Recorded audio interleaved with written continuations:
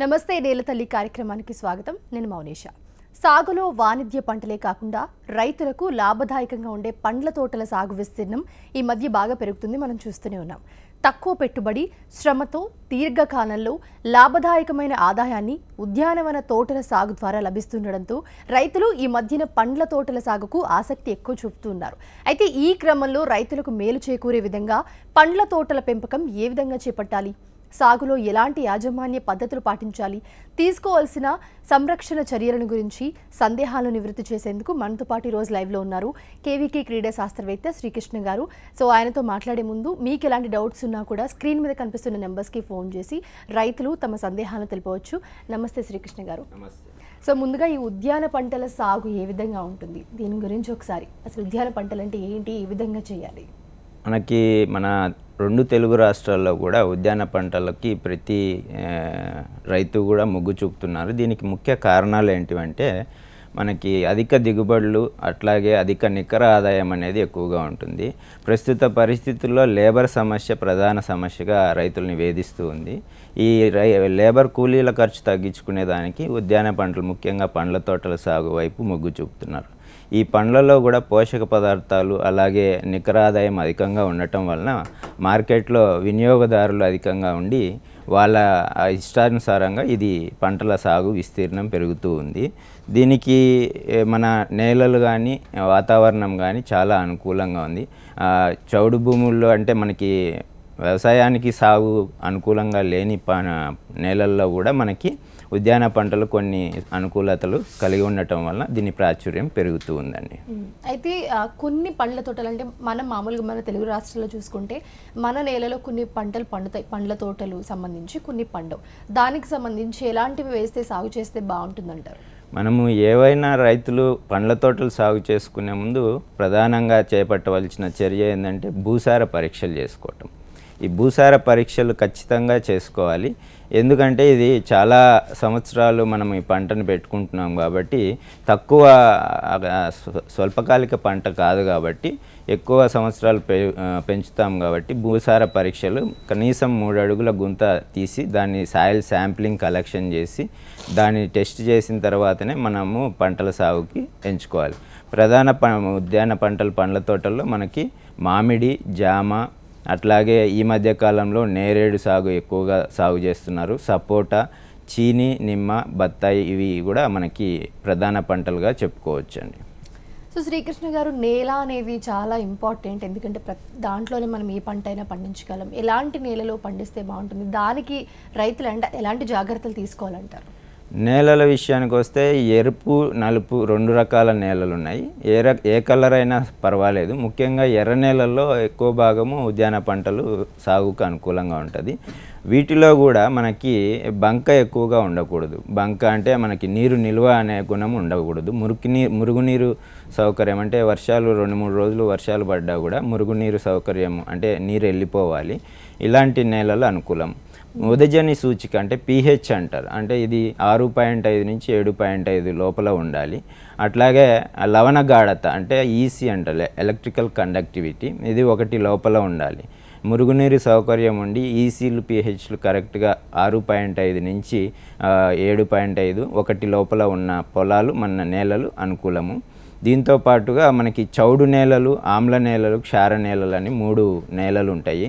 ఆమ్ల నేలలైనా కూడా మనకి పంటలు అనుకూలం కాదు. క్షార నేలలు అంటే pH 8 పైన ఉన్న నేలలు క్షార నేలలు. వీటిని మాత్రం మనము నేలని బాగు చేసుకున్న తర్వాతనే పండ్ల తోటలకి మొగ్గు చూపాలి.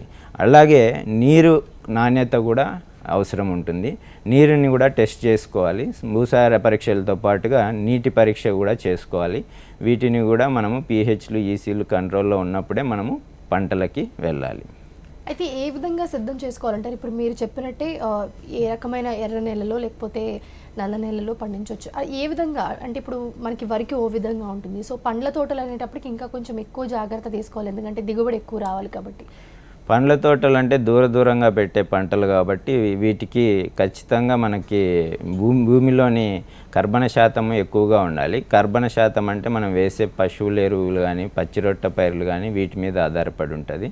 కర్బన శాతం పెంచుకోవటానికి ముఖ్యంగా పచ్చిరొట్ట పైర్లని వర్షాకాలంలో మనము చల్లుకొని 25 నుంచి 30 కేజీలు విత్తనాలు చల్లి దాన్ని పూమొగ్గ దశకి రాగానే భూమిలో కలియదున్నటం వల్ల 30-40 రోజుల తర్వాత ఇది మొత్తము కుళ్ళిన తర్వాత కర్బన శాతం పశువుల ఎరువు పెరిగేదానికి అవకాశం ఉంది.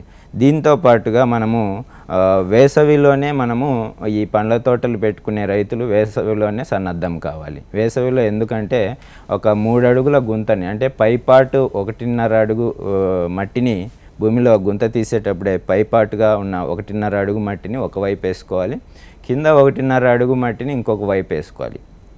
పై భాగమైన 1.5 అడుగు మట్టిలో మనం బాగా కుళ్ళిన పశువుల ఎరువు అంటే సుమారుగా 25 నుంచి 30 కేజీలు బాగా కుళ్ళి ఉండాలి. పచ్చి పేడ వేసుకుంటే పేడ పురుగు వేరు పురుగులు వచ్చేదానికి అవకాశం ఉంది. ఈ బాగా కుళ్ళిన పశువుల ఎరువుకి సుమారుగా 250 గ్రాముల సింగిల్ సూపర్ ఫాస్ఫేట్, అలాగే 250 గ్రాముల వేపపిండి, అలాగే కొన్ని సూక్ష్మజీవుల మిశ్రమాలు ఉన్నాయి, ట్రైకోడర్మా, బయోఫర్టిలైజర్స్, బయోఫంగిసైడ్స్, బయోపెస్టిసైడ్స్ అని. ఈ మిశ్రమాలన్నీ కలిపి ఒక 16 జీవులు ఉంటాయి. వీటినన్నిటినీ మిశ్రమాలని మనం ఈ పై మట్టిలో పశువుల ఎరువుతో పాటు కలిపి ఉంచుకోవాలి. ఈ గుంతలు మధ్య భాగంలో తీసుకున్నప్పుడు మనము సూర్యరశ్మి డైరెక్ట్గా గుంత లోపలి భాగాలకు పడేటట్టు ఒక వారము గుంత ఓపెన్ చేసి ఉంచాలి. దీనివల్ల ఏమవుతుందంటే మా గుంతలో ఉన్న పురుగులు కానీ గుడ్లు కానీ శిలీంధ్రాలు కానీ కలుపుకి సంబంధించిన గడ్డలు దుంపలు కానీ ఎండిపోయి చనిపోయేదానికి అవకాశం ఉంది. ఇది ఒక స్టెరిలైజేషన్ ప్రాసెస్, ప్రకృతి సిద్ధంగా మనము ఆ గుంతని శుద్ధి చేయటం అన్నమాట. అంటే ఏదైతే విత్తనాలు వేస్తారో దానికన్నా ముందా? మొక్క నాటక ముందే నేను చెప్పేది. ఇప్పుడు గుంత ప్రిపరేషన్లోనే ఉన్నాం మనం. యాక్చువల్గా గుంత తీసుకోవడం ఒక పద్ధతి ఉంటుంది, తీసిన తర్వాత దాంట్లో నింపే పదార్థాలు ఏమేమి ఉంటాయి వాటిని మనము ఈ విధంగా చేసుకోవాలి. మనం ఎప్పుడైనా కూడా మొక్క తీసుకొచ్చి వెంటనే మనము గుంతలో పెట్టేసి మట్టి పోసి నింపకూడదు. తేకన్నా ముందే మనము ఈ పద్ధతులు ఫాలో అయ్యి ఆ మట్టిని పూర్తిగా గుంత తీసి మళ్ళీ నింపిన తర్వాత ఒక 4 నుంచి 5 గంటలు నీరు పెడితే, అంటే డ్రిప్ ద్వారా అయితే 4 గంటలు, లేకపోతే నీరు పారగడితే పైకి వచ్చిన మట్టిని పూడ్చిన తర్వాత సెటిల్ అవుతుంది. ఈ సెటిల్ అయిన తర్వాత మనము మొక్క తెచ్చుకుని ఒకరోజు చెట్ల నీడలో పెట్టుకొని నీళ్లు పెట్టుకోవాలి.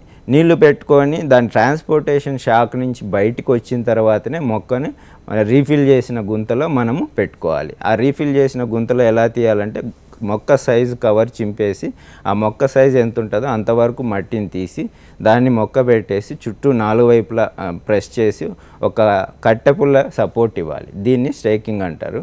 లూజ్గా ముడి వేయాలి దారంతో, థ్రెడ్ తోటి. సో ఇది కరెక్ట్ ప్రాసెస్ అంటే ఈ విధంగా చేసుకోవాలి.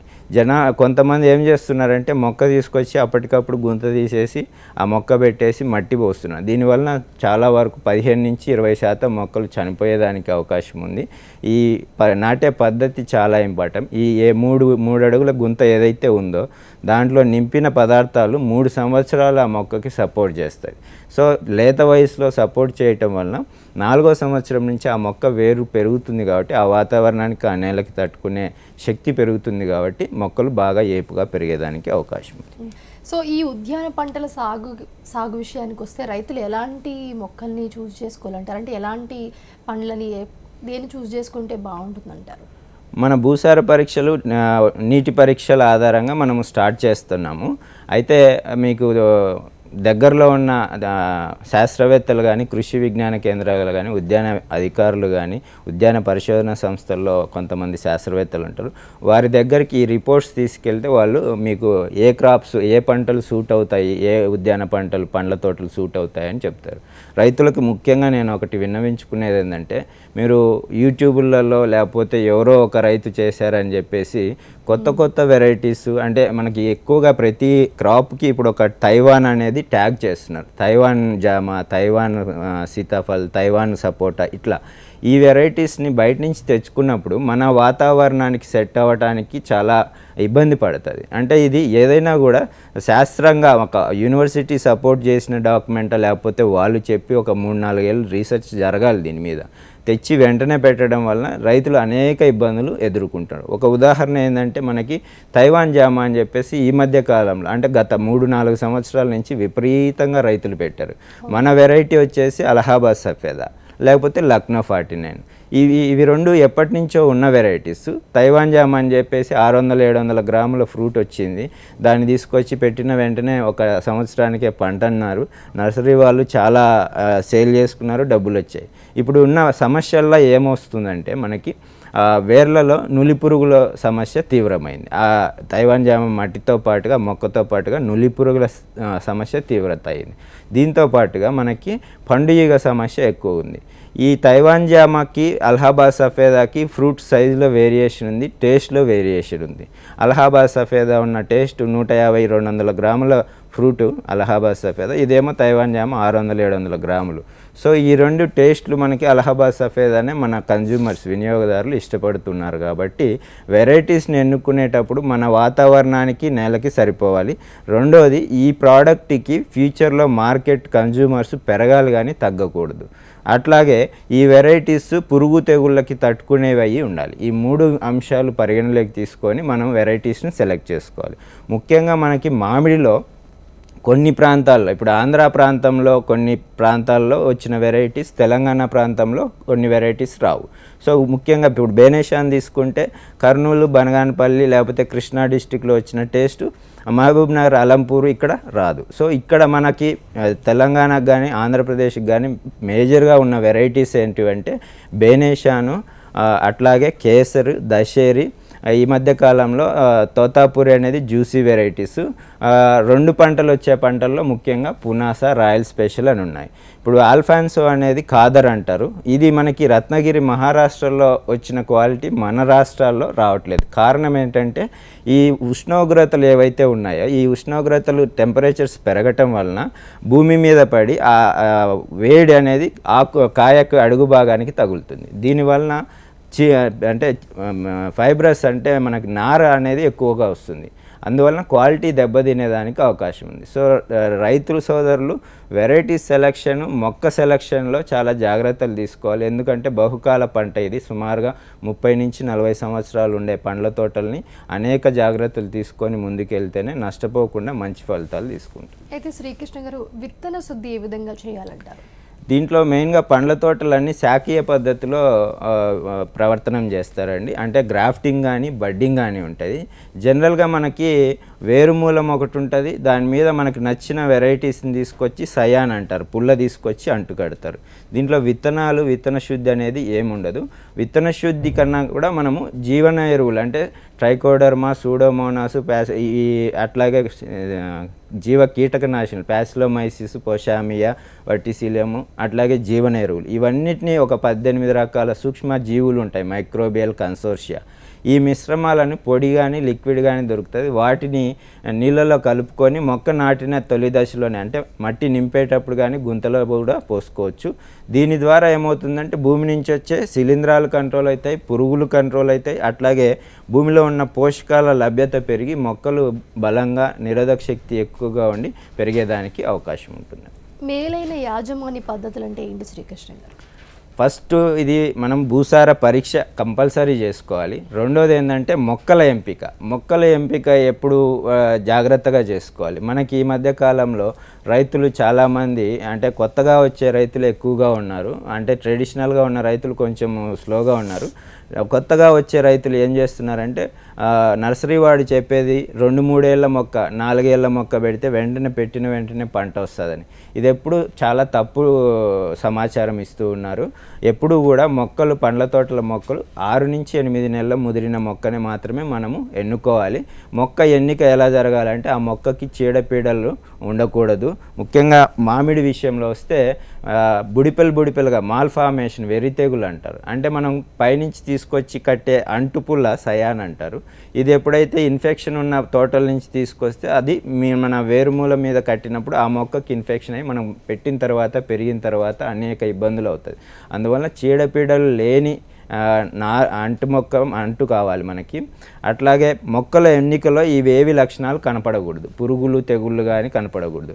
ఈ అంటు కలయిక భాగం అయితే వేరుమూలము పైన సయాన్ తల్లి మొక్క ఉంది కదా, ఈ అంటు కలయిక భాగం సమానంగా ఉండాలి. కింద ఏమో లావు ఉండేసి పైన సన్నగా ఉంటే అది అంటు నిలబడదు. భవిష్యత్తు కాలంలో ఎప్పుడైతే మనకి ఒక 10 సంవత్సరాల తర్వాత ఇరిగిపోయేదానికి కూడా అవకాశం. అంటు కలయిక భాగం నీట్గా ఉండాలి. 6 నుంచి 8 నెలల ముదిరిన మొక్క అయ్యి ఉండాలి. ఎక్కువ వయసున్న మొక్కను తీసుకోకూడదు. మొక్కలు ఎంచుకునేటప్పుడు కొత్తగా వచ్చిన చిగుర్లు ఉండే మొక్కని అవాయిడ్ చేస్తే మంచిది. అది ట్రాన్స్పోర్టేషన్లో ఆ ఇగుర్లు అనేటివి వాడిపోతాయి. నాటేటప్పుడు కూడా కొన్ని ఇబ్బందులు ఉంటాయి. ఎప్పుడు కూడా 2 నుంచి 3 అడుగుల హైట్ ఉన్న మొక్క సరిపోతుంది మనకి. దాని మీద 2-3 వలయాల ఆకులు ఉంటే సరిపోతుంది. సో నచ్చిన వెరైటీని మొక్క ఎంపిక మనం నేలలు గుంతలు సరిగా చేసుకొని మొక్క నాటే పద్ధతి ఇంతకుముందు మనం వివరించినట్టు నాటే పద్ధతి ప్రకారం ఫాలో అవ్వాలి. ఫర్టిలైజర్స్ సుమారుగా మనకి 2-3 ఏళ్ల వరకు అంటే సేంద్రియ ఎరువులని వాడుకుంటే నా ఒపీనియన్ ఏంటంటే లేతగా ఉంటుంది కాబట్టి సేంద్రియ ఎరువుల ద్వారా ఉత్పత్తి చేసుకొని 3 సంవత్సరాలు పైబడిన తర్వాత పంట కాపు కోత వస్తుంది కాబట్టి అప్పుడు కొంత రాసాయనిక ఎరువుల వైపు మనం మొగ్గు చూపచ్చు. అయితే తక్కువ నీటితో ఉద్యాన పంటను చేసుకోవచ్చు అంటారు. ఒకవేళ చేసుకోవచ్చు అనుకుంటే ఆ విధానాలు ఏ విధంగా ఉండాలంటారు? తక్కువ అంటే మనకి కంపల్సరీగా ఈ ఉద్యాన పంటలు ప్రస్తుత పరిస్థితుల్లో మనకి నీరు అనేది చాలా విలువైంది. ఈ నీరుని మనము ఖచ్చితంగా సమర్థవంతంగా వాడుకునే దానికి ఒకే ఒక ఆయుధం మన దగ్గర ఉన్నది బిందు సేద్యం, బిందు సేద్యం ద్వారా మనము నీటిని అందించాలి. రైతులలో అపోహ ఏంటంటే పెద్ద చెట్టు కదా, ఎక్కువ నీళ్లు పెడితే ఎక్కువగా మనకి ఆ దిగుబడులు వస్తాయి అనేది అపోహ. జనాలు ఎంత పెద్ద చెట్టు అయినా కూడా సుమారుగా 40 నుంచి 50 ఏళ్ళ చెట్టు అయినా కూడా భూమి పై పొరలలో 50 నుంచి 60 సెంటీమీటర్ల లోతు వరకే వేర్లు అంటే నీటిని పీల్చుకునే వేర్లు, అలాగే పోషకాలు పీల్చుకునే వేర్లు ఉంటాయి. సో ఖచ్చితంగా రైతు మొక్క భూమి పైన ఎంత ఎత్తు పెరిగిందో అంత లోతు లోపలికి పోయేది ఓన్లీ తల్లి వేరు మాత్రమే. దానికి పోషణనిచ్చే వేర్లంతా భూమి పై పొరలో 50 నుంచి 60 సెంటీమీటర్ల లోపలే ఉంటుంది. కాబట్టి నీటి యాజమాన్యము నీరు పారగట్టడం ద్వారా జరగదు. ఎప్పుడూ కూడా మొక్కకి తేమ అవసరం. తేమ ఇవ్వాలంటే ఖచ్చితంగా బిందు సేద్యం ద్వారా చుక్కబడ్డ తేమ అనేది ఎక్కువ రోజులు ఉంటుంది. అట్లాగే నీరు పారగట్టడం వలన అనేక నష్టాలు జరుగుతున్నాయి. నీళ్ళు ఎక్కువ పారగట్టడం వలన పోషకాలు అనేటివి నీళ్ళలో కరిగిపోయి భూమి లోపల పొరల కన్నా పోతుంది, లేకపోతే కొట్టుకొని పక్క కన్నా వెళ్ళిపోతుంది. రెండో సమస్య ఏంటంటే ప్రధాన సమస్య కలుపు సమస్య. నీళ్ళు పారగట్టడం వలన వాటి ద్వారా కలుపు విత్తనాలు అన్నీ వచ్చేసి పొలం అంతా విత్తనం అంటే ఎక్కువ స్ప్రెడ్ అయిపోయి కలుపు సమస్య తీవ్రంగా ఉంది. మూడో సమస్య ఏంటంటే నీళ్లు ఎక్కువ కట్టడం వలన వేర్లకి గాలి అంటే సూక్ష్మ రంధ్రాలు అనేటివి ఉంటాయి. ఆ రంధ్రాలలో గాలి లేకుండా వేరుకి గాలి సోకదనమాట. దీనివలన వేరుకుళ్ళు తెగుళ్ళు అట్లా వస్తాయి. మొదళ్ళకి ఎక్కువగా కడుతున్నారు. అంటే పండ్ల చెట్ల మొదళ్ళకి ఎక్కువగా రైతులు నీళ్లు కట్టడం కానీ ఎరువులు వేయడం కానీ జరుగుతుంది. దీనివలన కాలర్ ఉన్నారండి, కాల్ తీసుకుందాం. రమేష్ గారు కాల్ చేస్తున్నారు సంగారెడ్డి నుంచి. నమస్తే అండి. నమస్తే అండి. రమేష్ గారు చెప్పండి.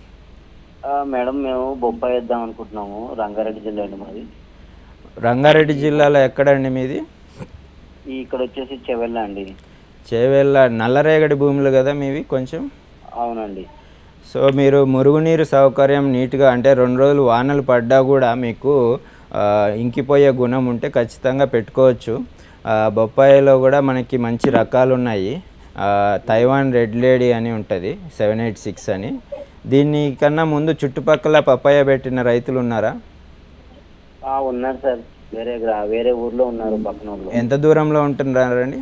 మనకి ఒక 6 కిలోమీటర్లు ఉంటుంది. ప్రాబ్లం లేదు. ఎందుకంటే పక్కన పప్పాయ పెట్టిన రైతులు దగ్గరగా ఉంటే వైరస్ తెగుళ్ళ వ్యాప్తి ఎక్కువగా జరుగుతుంది. మీరు పెట్టుకునే దానికి అవకాశం ఉంది. 2 అడుగులు గుంత తీసుకొని పశువులు ఇవన్నీ వేసుకోండి. మంచి రకాలు తైవాన్ రెడ్ లేడీ అనేది ఒకటి ఉంది. దీంతో పాటుగా ఐబీపీ అనే వెరైటీస్ కూడా వచ్చాయి. ఐఏహెచ్ఆర్ వారి వెరైటీస్ కూడా అర్కా సూర్య అనే వెరైటీ కూడా ఉంది మనకి.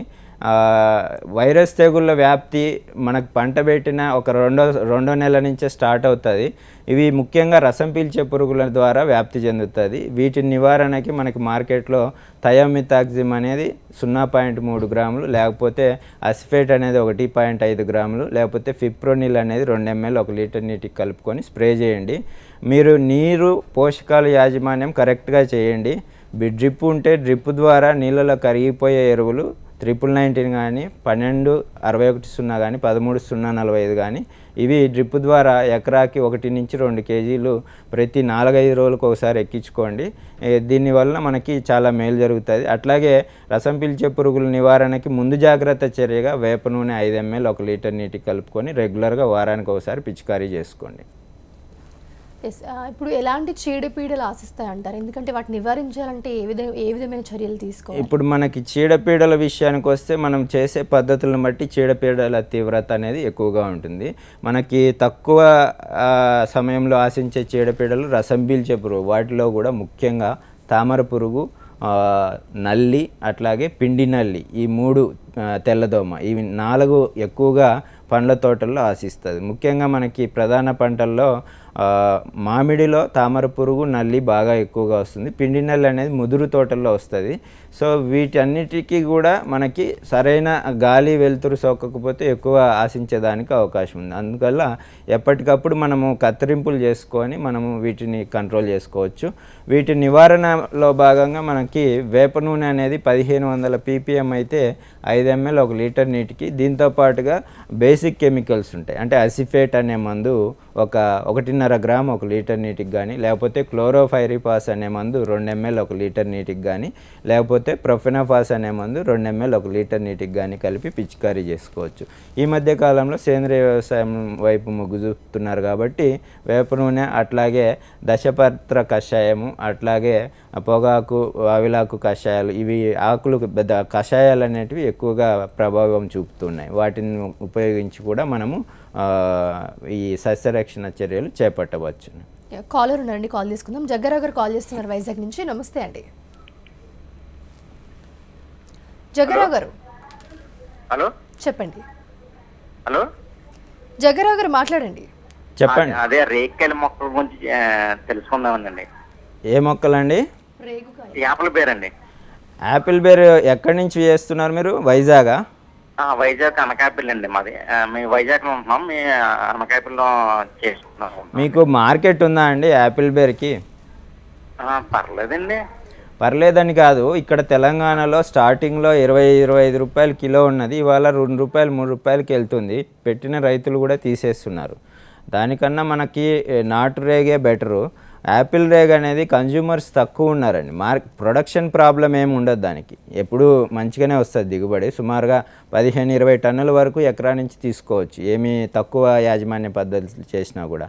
కానీ మార్కెట్ అనేది ఇంపార్టెంట్. మనకి మార్కెట్లో ఎంతమంది తింటారు అనేది ఇంపార్టెంట్. సో ఇది మార్కెట్ తక్కువగా ఉంది. తెలంగాణలో ఆల్రెడీ పెట్టిన రైతులు కూడా కొంత తీసివేయడం జరిగింది. సో మీరు దానికన్నా కూడా మనకి నాటు కాయ రేగులు ఉన్నాయి, వాటిని పెట్టుకుంటే బెటర్.